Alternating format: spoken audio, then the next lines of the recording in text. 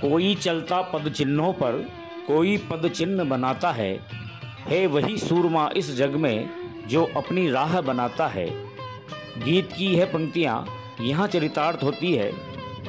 आज मिलाते हैं एक ऐसे व्यक्तित्व से जिन्होंने अपना संपूर्ण जीवन इस धरती के लिए और जैविक कृषि के लिए समर्पित किया है। आइए।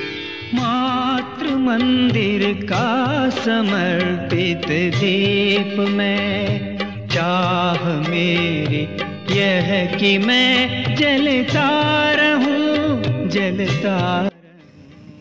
तो राता देवी माँ के दर्शन करने के लिए हम लोग जैसे ही जा रहे थे तो एक रास्ते में गांव पड़ता है मानपुरा, और मानपुरा परिचय का मोहताज नहीं है, क्योंकि यहाँ एक ऐसे महापुरुष रहते हैं जिन्होंने मानव सेवा की ठानी है। सम्मानीय हुक्मचंद जी पाटीदार जो पद्मश्री अवार्ड से सम्मानित हैं और जो जैविक कृषि में पूरा जीवन समर्पित किए हुए हैं, पूरे देश भर में प्रवास करते हैं। आज सौभाग्य से, वैसे मिलते नहीं है, लेकिन हमारा सौभाग्य था कि वो आवास पर हैं और मैं उन्हीं महापुरुष के साथ में आपको ले चलता हूँ। आदरणीय भाई साहब, तो अभी आपका समय बहुत व्यस्त है और पूरे देश भर में यात्राएं चल रही है, तो हमारे YouTube चैनल से काफ़ी सारे दर्शक और किसान जुड़े रहते हैं, तो क्या कहना चाहेंगे कि छोटे से रूप में आप किसानों से बातचीत करें? किसान भाइयों, जो भी खेती करता है, जो भी अन्न उगाता है, मानव को बचाने का प्रयास करता है, तो अन्न के बिना जीवन नहीं। और हमें अन्न किसानों को सबको उगाना ही होगा, मगर इस समय जो परिस्थितियां अन्न की बनी हुई है उसमें भारी मात्रा में रसायन केमिकल आ रहा है। अभी तुरंत भारत सरकार ने चावल और गेहूं का जो निर्यात किया था वो विदेशों में जाकर रुक चुका है और उसका मूल कारण पेस्टिसाइड ही सामने आया है। तो भारत सरकार भी घबराई हुई है कि हमारे खाद्यान्न की गुणवत्ता जिस तरह से नष्ट हो रही है वो तो एक अलग विषय है, पर हमारा एक्सपोर्ट होने वाला माल विदेशों में जाके जब रिजेक्ट हो रहा है तो आखिर हम जो अधिक उत्पादन की हमारी जो हमें पढ़ाया गया है कि किसान को अधिक उत्पादन करना है, इस अधिक उत्पादन को करके हम किसको खिलाएंगे? ना दुनिया खाने को तैयार है, ना हमारा देश का नागरिक खाने को तैयार है। किसानों के भावों की कमी की वजह से हम बहुत आर्थिक स्तर से घाटे में चले आ रहे हैं। हमारी धरती मृत प्राय होने की स्थिति में है। इसका जो प्राण जिसे जैविक कार्बन कहते हैं वह न्यूनतम स्तर से भी घट के 18 गुना कम हो चुका है।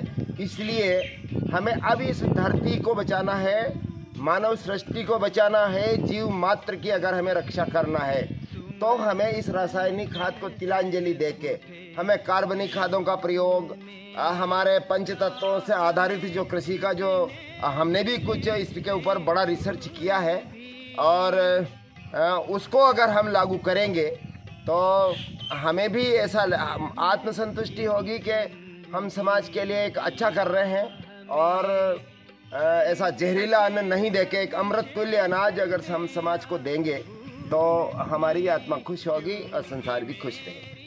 तो फिर अच्छा अन्न यानी जैसा अन्न वैसा मन, अच्छा अन्न खाने से फिर जो संतति पैदा होगी वो झांसी की महारानी लक्ष्मीबाई जैसी, महाराणा प्रताप जैसी, छत्रपति शिवाजी जैसी होगी तो देश के लिए मर मिटे वो लोग। तो ऐसे जांबाज लोग पैदा होंगे तो फिर समाज सुरक्षित रहेगा। तो जिनके बाद उन्हें उन्हीं बंद कर।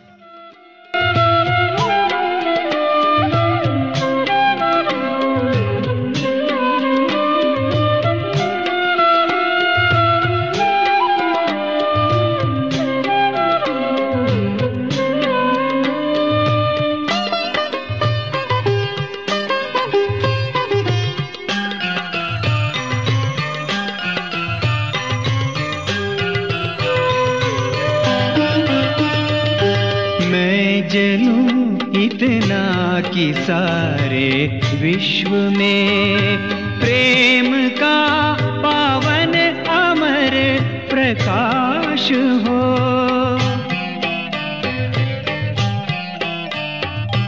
मेदिनी यह मोद से विल से मधुर, गर्व से उत्फुल्ल वह आकाश हो।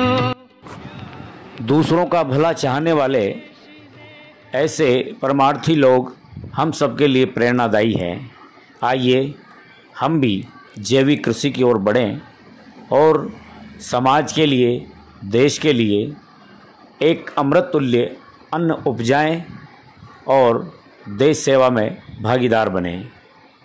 जय हिंद, जय श्री राम।